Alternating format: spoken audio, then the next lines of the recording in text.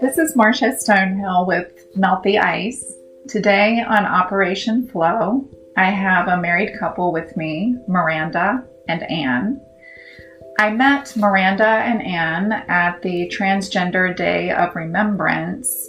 That was back last November in Fredericksburg, and I heard Miranda share her story and asked if they would be willing to share on Operation F.L.O.W about their transgender experience and journey. Miranda, Anne, thank you for being with us today, and please share with our listeners your experience.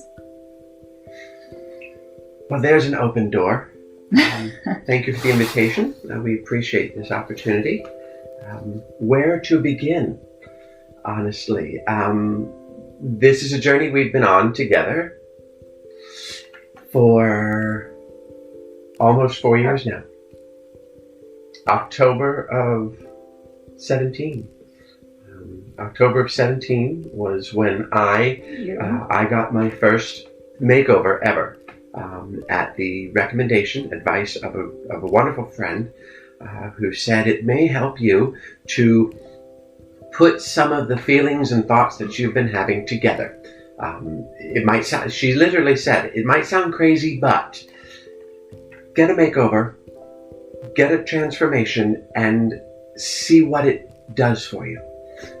And she couldn't have been more right. And so that was the beginning, really, I think, of what I consider my journey.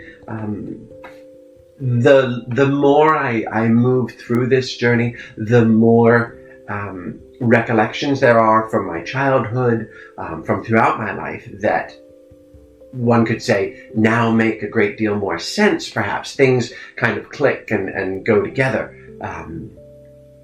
Am I creating connections? Am I having a clearer remembrance? I don't know. But there are certainly things that come together now. So this is, like I said, been almost 3.5 years. 3.5 years of this journey.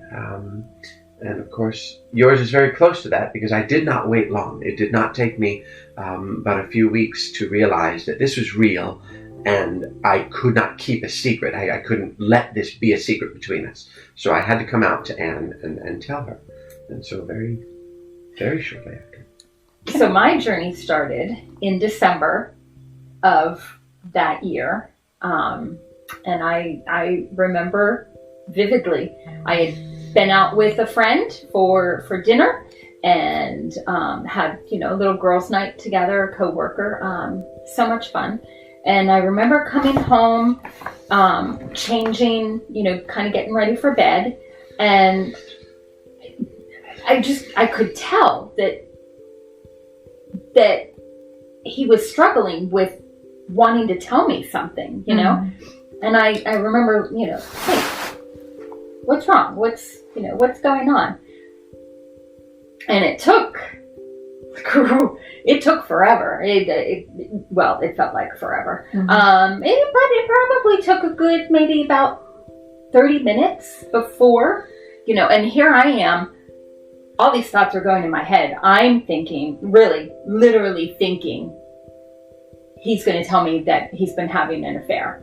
And really, all these thoughts are going through my head. Sure. And I even came out and said, oh my gosh, tell me you're not having an affair. And he said, no. And then that was kind of really, he said, I'm transgender, and I actually don't really recall everything that he said. I just, sure. And so I, what? And so that was when my journey, started. And here we are, still, 3.5 years later, continuing the journey. I think through a long process of trying to understand and communicate. Communication has been our big thing, and that has really helped us to stay together. I mean, really, is what it comes down to. So Yes, communication is definitely always key. Now, did you require a facilitator, or were you able to accomplish that communication between yourselves? We were able to do it between ourselves, really. I think I had, and I have a therapist for me, but she did not take the role of trying to guide how we interacted. You came with me one time. Mm-hmm. And that was great. Mm-hmm. But I think even my therapist could tell that we had great communication already, to be honest. Not without work, though. Sure. Lines of communication for us have always been something that's so very important. We had a very, very tough time at one point in our marriage, and best thing we ever could have done was go see a counselor and really get driven home the importance of talking, communicating, sharing, being open and honest with each other, giving each other room to talk and to express, even if that means talking through the process of understanding. Yes. Everything someone says isn't necessarily the final statement. For me, I'm a talker. I will talk out my thought processes. So the first 2 or 3 statements I make, they're not going to be the last word, or they're not the final statement. I'm trying to get to the final statement.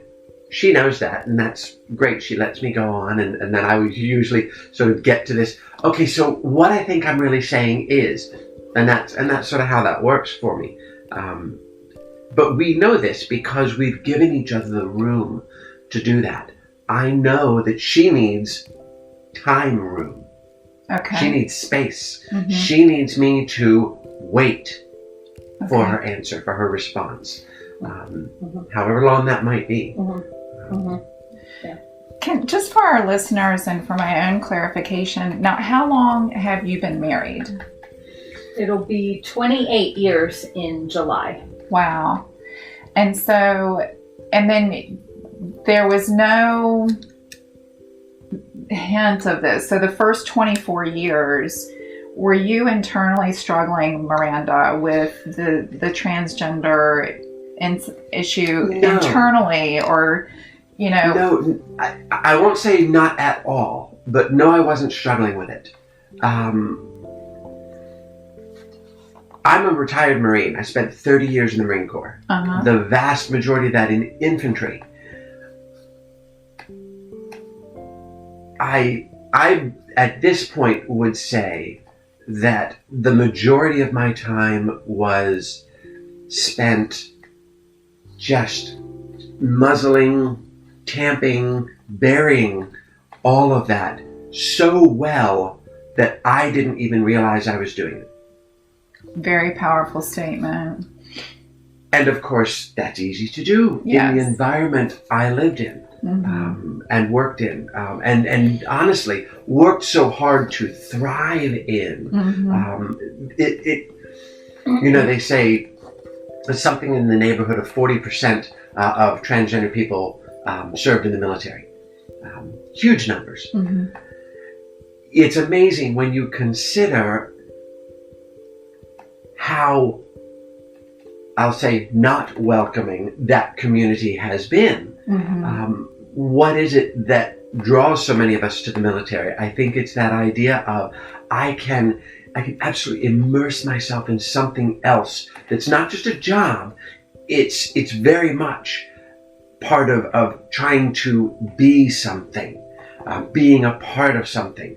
And so it's easy then for me for people, I think, to say, this is where I'm going to put all my effort. For me, again, it was very much, I think, a way of subconsciously avoiding what was subconsciously, again, in the back of my mind, of who maybe I really was.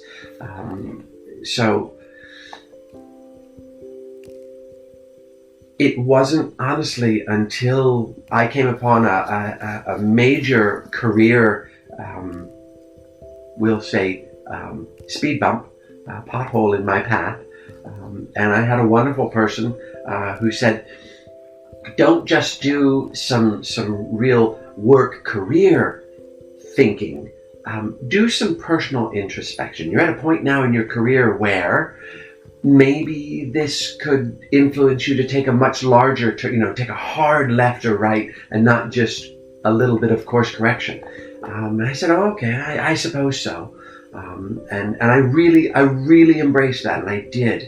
And something came to me in that period that said, what about those other feelings that you never seem to explore? Right.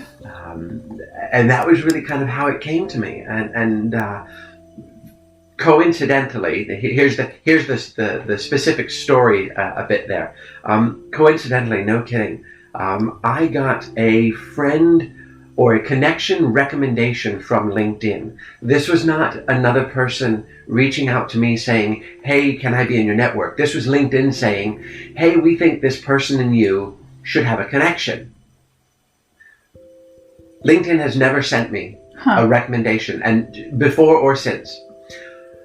And it was someone that I did not recognize. I don't know who this person is. This is interesting. And I looked through their profile and discovered we did, in fact, work in the same office at the same time several years earlier.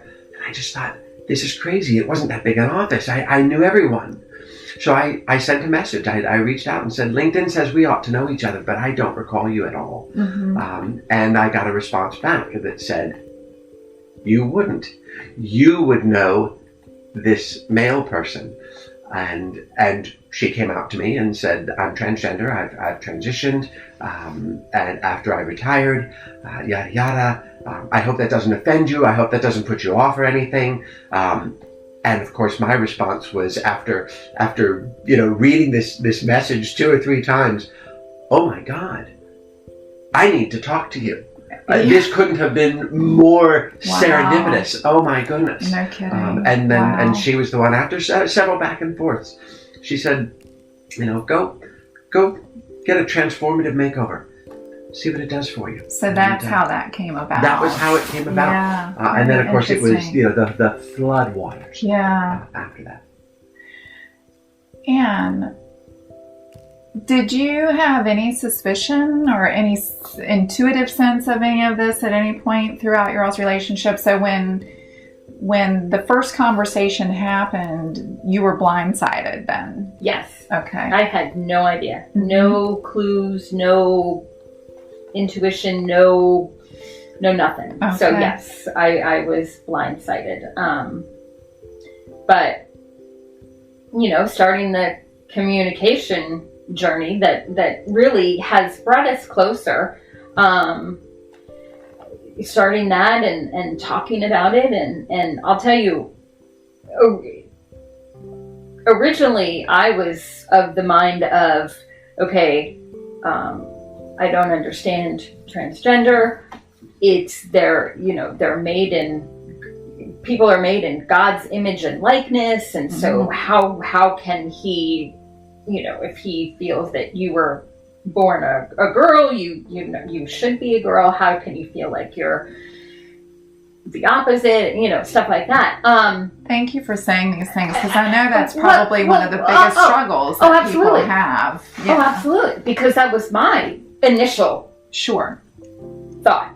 And I remember our first, Miranda took me to a meetup with the makeup artist who had transformed her the first time, and she was having a get together, and I went. That was my first time going as spouse of Miranda, and I remember meeting these women and just hearing their stories, and just a feeling of, I don't even know what came over me, but And I remember also a talk that we had on one of our many walks that we did. Miles. And we still do.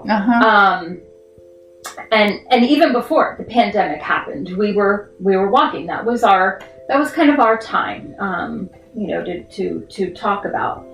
And I had told my husband Martin about that, and that, how I was feeling. And he had said to me, well, what if this is God's way of me, others, trying to figure out who we are?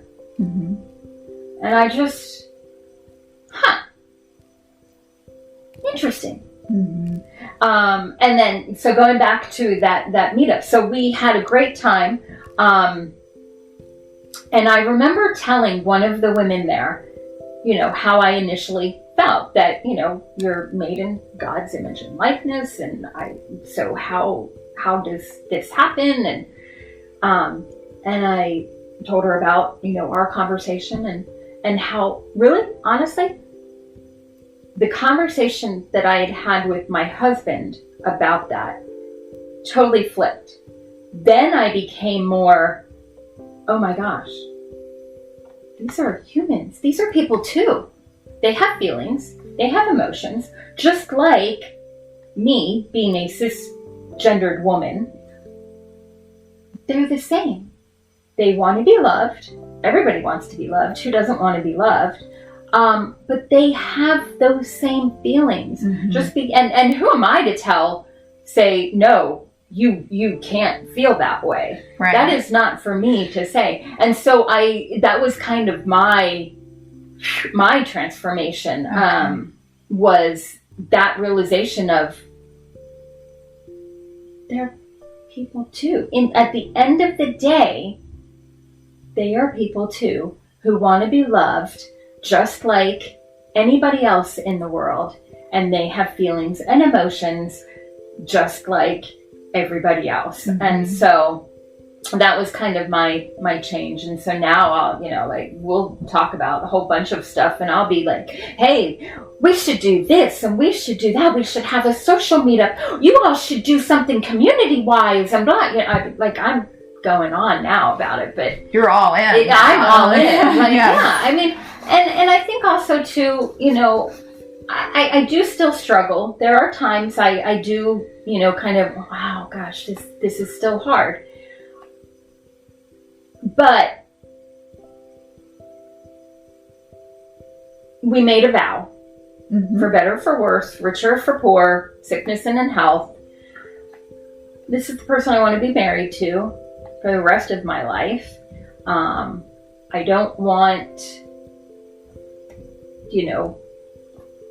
them to be alone. And so that's kind of where I am right now, is I'm here, and I'm supportive, and I love listening to the stories that I've met from so many, mainly women, but it's just amazing, mm-hmm. Just amazing. So here we are. I'm hearing a couple of things that I just want to point out. That the fact, I love how you pointed out that it's the communication and the ability to communicate and understanding what each person needs inside that communication, that you already had that foundation. And I know that's missing in so many relationships. Mm-hmm. And so, but that is key in any problem solving, right? Or in any challenge.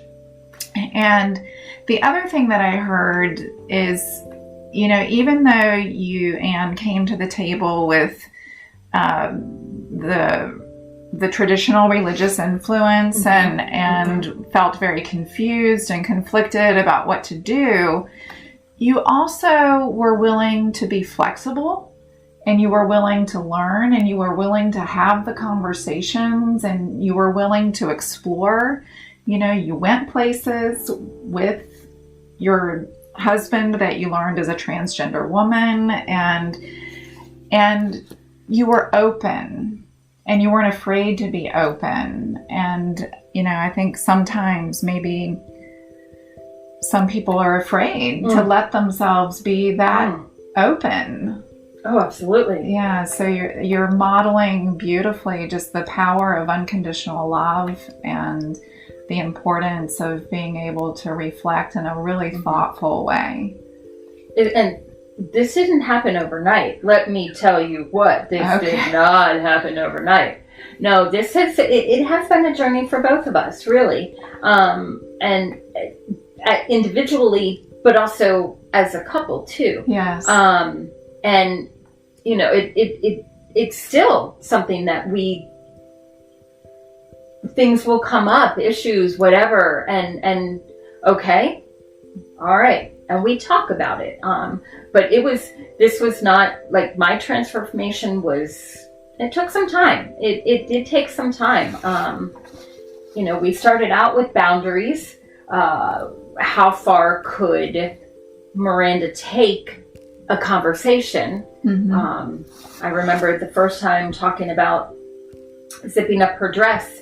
We were walking, one of our walks, zipping up her dress, and I remember just stopping in my tracks. Meanwhile, husband had kept walking and then kind of realized, wait, she's not next to me. So stopped, turned around, and I remember him saying, too much? I said, yes, that was part of my boundary.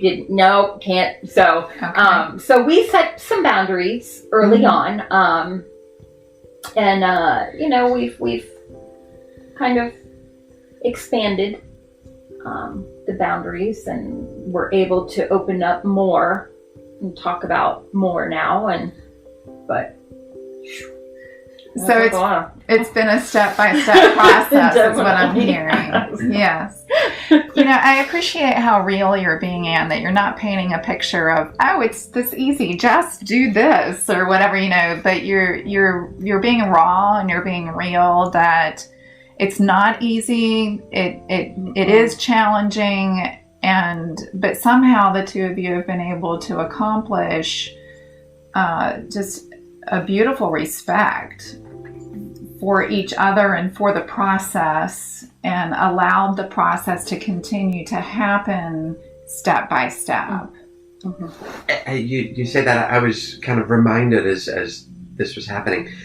You used that word, you used the reference to the marriage.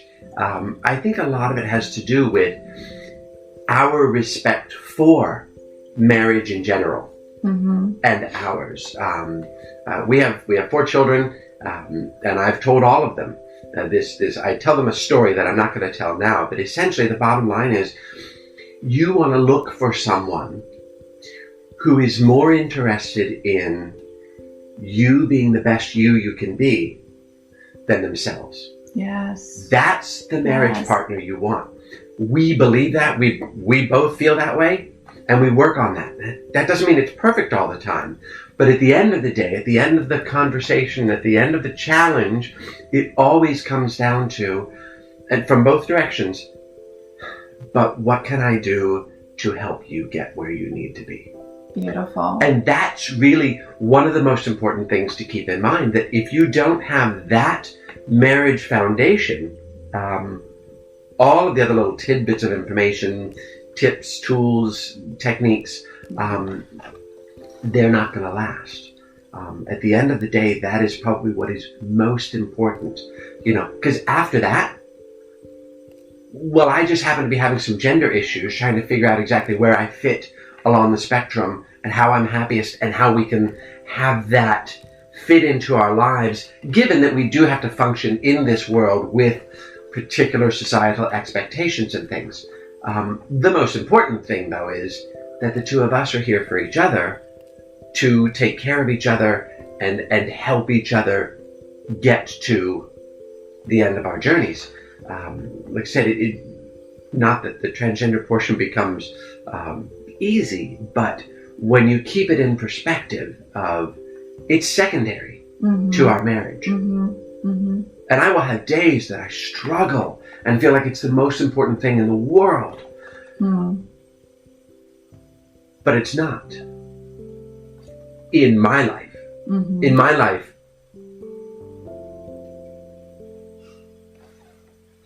her life is.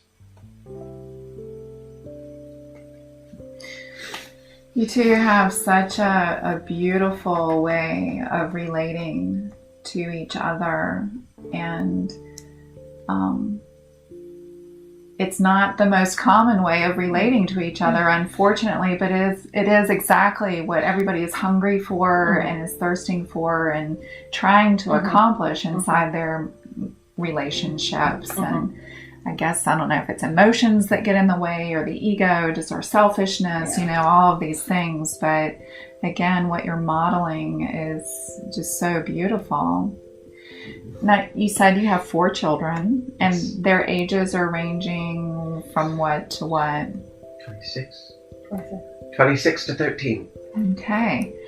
So, of course, people are, may have the conservative fears of this is just going to be traumatic for the children, or it'll ruin them, it'll make them get confused about their own gender. You hear all kinds of fears and worries and assumptions in that regard. So what would you like to share with our listeners as far as your experience and how your children have adapted and those sort of things?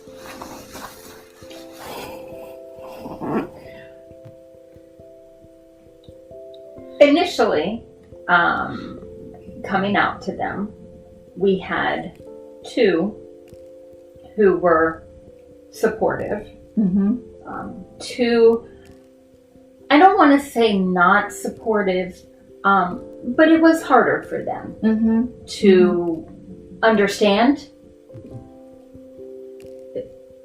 this idea of daddy having feelings of, woman and, stuff like that. Sure. But I will say that the 2 who have a harder time with it in recent months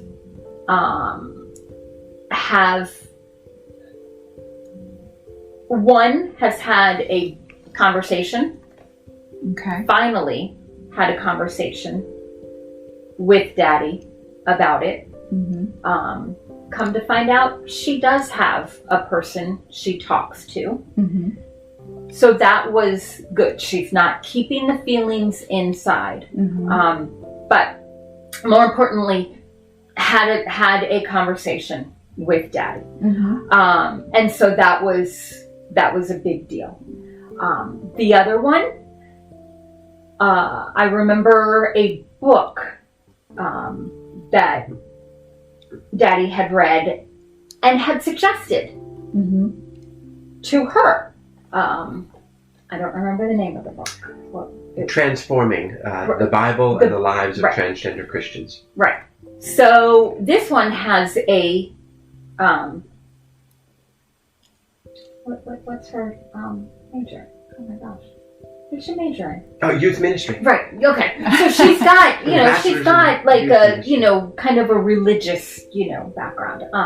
And so he recommended it. And she said, okay, send it to me.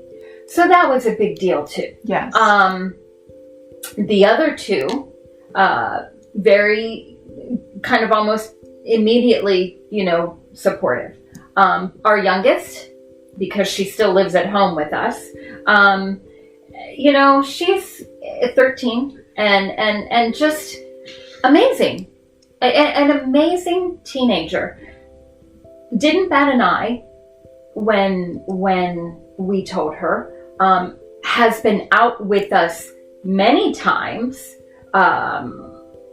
to different galas and dinners and stuff like that.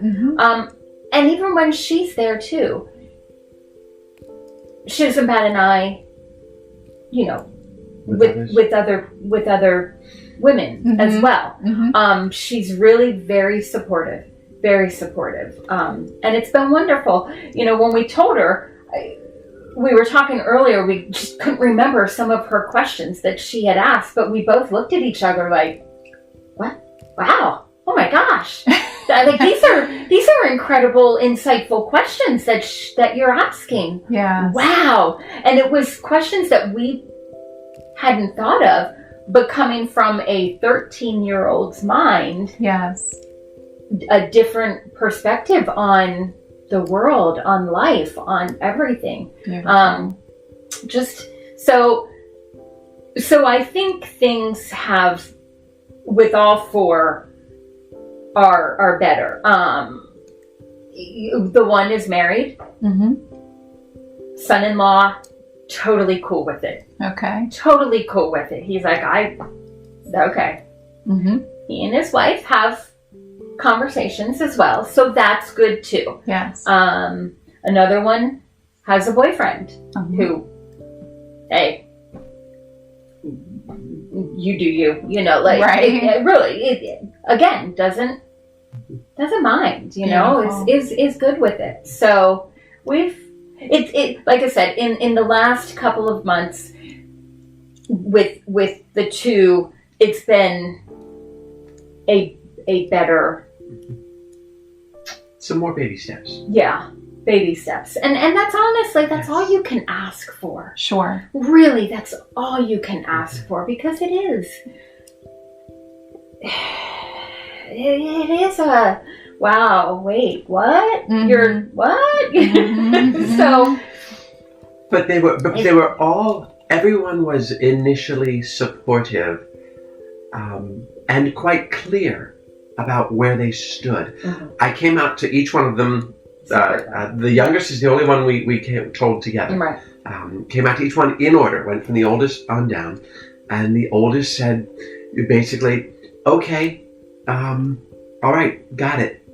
I don't want to talk about this. Not right now, and I don't want to see it." Okay. Okay, got it. Exactly. That's how I was. Okay, all right. And the next one was, you know, tearful, just, oh my God, I'm so happy for you. You know, let me see, you look happy. That's wonderful. I'm happy that you're happy. Okay, so, you know, now we're on, you know, both ends of the spectrum here. Yeah. And then the third one was, okay, I don't think I'm ready to see this right now. But again, I want you to be happy. Okay, great. And then, of course, the youngest one was, okay, whatever. I wish I could remember some of her questions. They were not flippant or nonchalant. They were very insightful kinds of questions that I can't for the life of me remember anymore. That really showed that her concern, you know, at the time, 9-10 years old, was really really scientific almost. Okay. Just okay. Not a hint of ew, but your daddy. None of that whatsoever. Right. None at all. Really more. Okay, let me help me understand this a little better. Okay. Yes. Sounds good. Yeah. Wow. So, easy. Yes.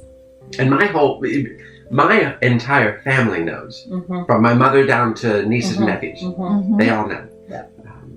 So we are in certain ways very out, and in certain ways not at all. We have some very close friends, that like daily interaction friends, who have no idea, and then we have my entire family who knows. So it's a mix. For us. It is interesting. Now, that's something that took time to get to. We are at a point, I'm speaking for myself, I am at a point now where I just think, screw it. You know, I'll be careful to protect Anne and her friendships and her family, or whatever needs to be protected or looked out for, and to be aware of. But to me, whoever finds out at this point. You know, I really personally couldn't care less. Now, I say that at the same time, work doesn't formally know either. So I say that, and I have to be completely honest. And all right, so maybe I could a little bit. There is some concern there, but at the same time, if we made a decision to say, you know what, it's time, screw it. It's National Coming Out Day. It's Transgender Day of Visibility. It's whatever day, or it's just right for us. Sure. I'd say, okay, you're right, great. I'm gonna craft a letter to the boss or call him and let them know, or whoever in our family or whatever still doesn't know. So, I know one of the struggles I've heard other transgender individuals share when they're in the process of coming to terms inside themselves with of what they're experiencing, and then figuring out how to stop living in this secret, right? So, I mean, it sounds like you don't feel like you have to hide. You have plenty of freedom to simply be who you are, but there's just you're also not running around announcing it everywhere and inviting judgment and criticism to be heaped upon you or whatever. Is that what I'm hearing? Absolutely. Yeah. I'm not ignorant of the fact that there are some people, some places, some environments that are not welcoming. They're not accepting. Right. And I'm cognizant of that, and I'm careful. I take appropriate steps. I view it personally just like anyone would do in any part of their lives. There are certain places perhaps you shouldn't go at night. Sure. Doesn't matter who you are. Right. And you don't go there, right? Right. These are things that we do. You see a sharp corner in the road, and you generally slow down a bit before you drive through that, right? You just do these things. So I treat this the same way. There's nothing I can do about. We can't snap our fingers and change the whole world immediately. So I have to be cognizant of the fact that there are some environments where this will not be welcomed, and so Miranda won't go there, and or I won't talk about that. I will come out to people. Sometimes just I feel like it's right, and I'll come out to someone and I'll tell them. In terms of I felt like you were sort of hinting at self-acceptance of this to a certain degree. A comment that Anne made actually led to a great deal of that for me. And it took her comment for me to recognize it, really. Initially, when I came out to her, she said, okay, and didn't want to see. Okay, got it, no problem, I understand that. You don't want to see what this looks like. And it's tough for some people. Okay, got it. And then eventually we got to a point where essentially I think she said, I think I do need to see this now. I need to have a better picture of, you better put it together, something like that. I was ready. Okay. Is what it was. Exactly. I was ready. She was ready. I wasn't ready before, in her but time. I was ready when I said, all right, I want to see a picture. That's when I was ready. So Okay. Go on, if you can. That's the hard part, if I can. And I showed her pictures. I started with a group picture where it might be a little hard to find me, Okay. kind of slowly easing her into it. And then she herself just started kind of flipping through the pictures in my phone then. And I kind of warned her. I said, you careful, there may be some pictures there that you're not ready for. Where I may have been, way dressed up and in a really happy place that maybe you weren't ready. But at the end, and this is it's still hard for me to say it even, but it's an important statement, an important thing that she said of her phrase. She got to a picture and she stopped and I couldn't see. She's looking at the phone herself. I don't know what she's looking at. She said, this picture here, this does it for me. So I'm a little nervous. I'm like, does what? Are we off? Are we, is that picture, whatever that picture is that a bridge too far? Oh my God, what do I do? So I'm nervous. and it's literally, it's hard for me to say it because it's so powerful.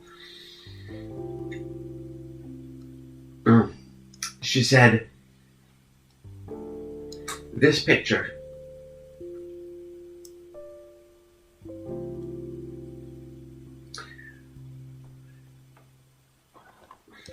that happiness is undeniable. Basically is what I said. Yes. So, yeah. But what that helped me with, more than just her total acceptance, was that started me on being able to say that to myself. Yes. This is me happy. Yes. I hadn't put that together yet. For me, I was happy.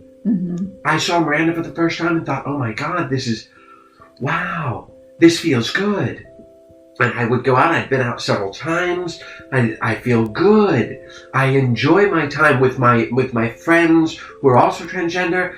I'm getting comfortable with who I am, with more of, as I settle into a more female persona. But I hadn't put that complete happiness, total happiness. I hadn't put that phrase or that concept together with it yet. It took her seeing it in a picture to say it, and that was a switch for me. I'd like to thank you for sharing that. And just for our listeners, I want to kind of just have a brief conversation about the distinction, the difference between the happiness you're describing. It's not an emotion of happiness. It's not a feeling. It's that freedom to finally be who you are. It's a wholeness. It's a wholeness. Yes. You know, and it does. It just changes your eyes. It changes even your complexion. It radiates. It radiates because you're no longer trapped in not being able to be who you actually really are. And I think this is the part that's hard for people to understand, you know, is that this is not a perversion. This is not a fetish, you know, this is not... It's not sexual. Right.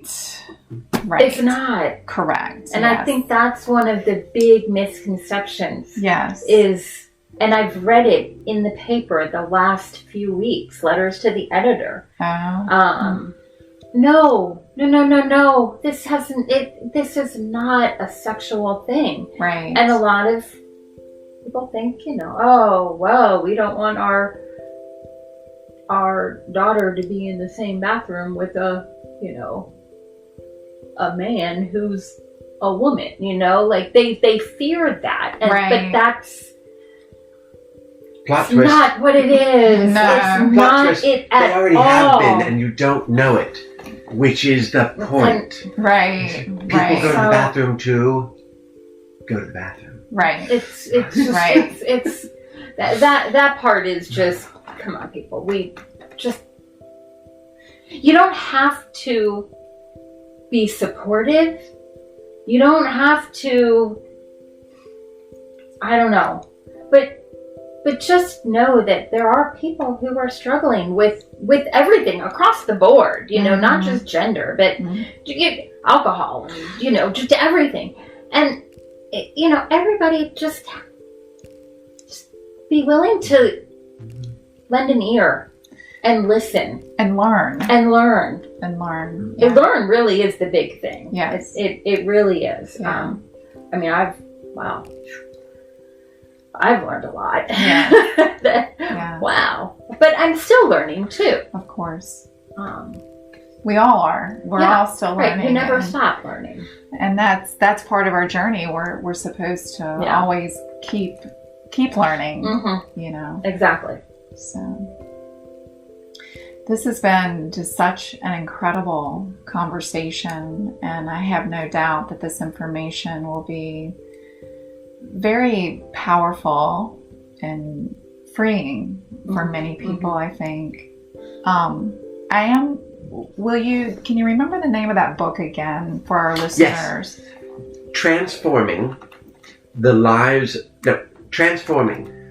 Bible and Lives of Transgender Christians by Austin Hartke. And can that be found on Amazon? Absolutely. Okay. Hartke, Austin Hartke. Okay, thank you. Are there any final words that you would want to say as we wrap up here, or? From the transgender person perspective, and advice to anyone with a partner who's struggling, don't push. You have to give your partner their space and their time to process. That's the number one most important piece of advice I would give anyone. Everybody's specifics in their story, their relationship are unique, but the number one thing I would say is don't push. Give your spouse, give your partner the space and the time to process. Let them ask questions when they're ready. That's probably the most universally valuable piece of advice I could give to anyone. Okay. I would agree with that. Being the spouse, that was important. Was just, okay, I heard what you said. Now I need my time to process. Okay. To think about it. And at the very least, to let them know, I did hear you. I did hear you. I'm just not ready for a response yet. As a spouse,